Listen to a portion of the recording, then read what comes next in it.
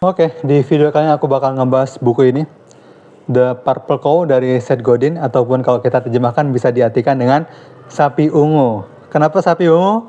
Pastikan kalian tonton video ini sampai habis. Sekarang gini, bayangkan berapa banyak konten yang kalian lihat pada hari ini. Tapi langsung kalian lupakan, itu banyak banget kan kalian scrolling, tapi kalian lupakan.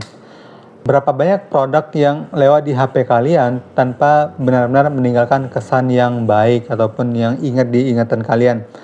Karena kita tuh hidup di dunia yang terlalu ramai, semua orang berbicara, semua orang promosi, semua orang beriklan, semua orang pengen diperhatikan, dan masalahnya adalah kebanyakan memiliki cara yang sama, judulnya mirip, gayanya mirip, dan juga pesannya juga mirip. Akhirnya apa? Tenggelam.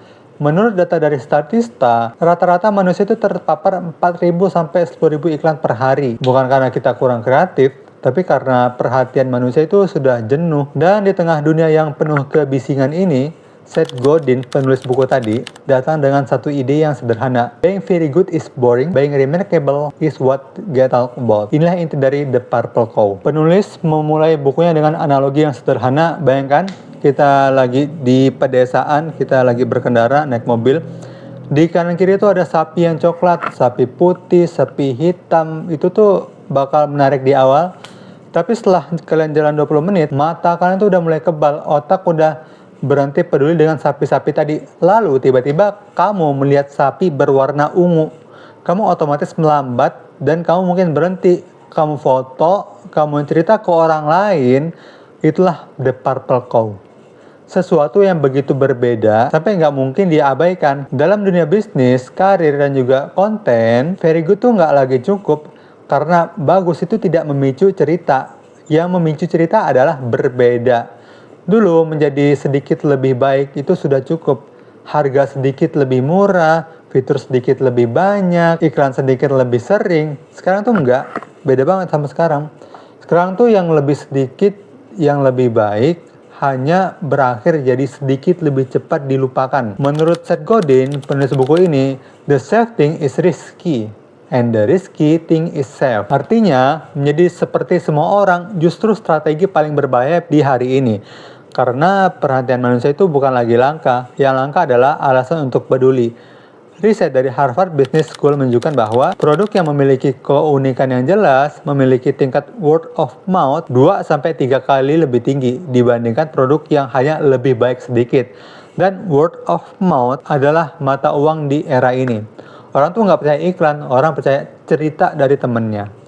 Maka pertanyaannya bukan apakah produkku udah bagus, tapi pertanyaannya adalah apakah produkku ini layak untuk diceritakan oleh orang lain. Dan ini bukan cuma soal bisnis ya, ini tentang personal branding, tentang karir, tentang karya, bahkan tentang cara kita berpikir juga demikian. Di kantor contohnya, ada dua tipe orang nih, yang pertama dia adalah yang kerjanya rapi, benar, sesuai dengan aturan, tapi mudah digantikan. Yang kedua adalah punya cara yang unik dalam menyelesaikan sebuah masalah, punya sudut pandang yang berbeda dari orang pada umumnya, punya ciri yang sulit ditiru dengan orang lain, dan yang kedua itulah Purple Cow versi manusianya.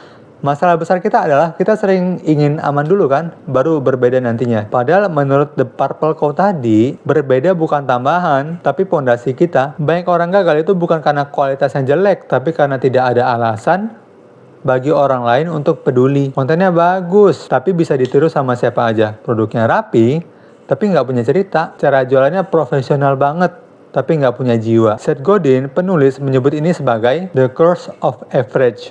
Kutukan menjadi rata-rata. Nggak jelek, nggak. Menjelek juga nggak kan.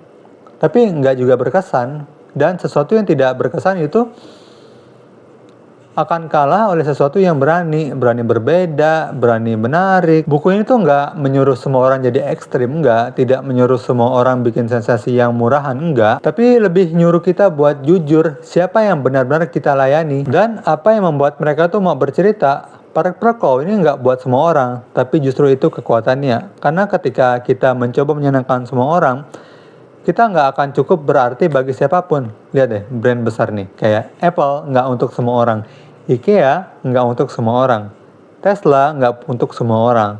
Tapi bagi targetnya, mereka bukan sekedar produk, mereka cerita.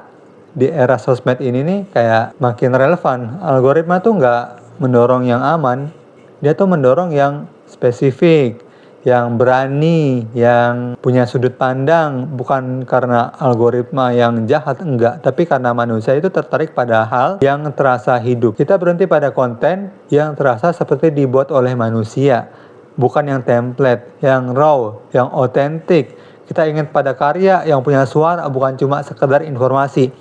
Maka Purple Cow ini sebenarnya bukan soal warna ungu doang, tapi soal keberanian untuk tidak menjadi sapi ke-257 contohnya. Di barisan yang sama, berani memilih satu sudut, berani kehilangan sebagian audiens, berani terlihat aman, karena di dunia yang terlalu ramai ini, aman tuh berarti nggak kelihatan. Sekian konten kali ini, semoga bermanfaat. Like kalau kalian suka, subscribe kalau kalian suka.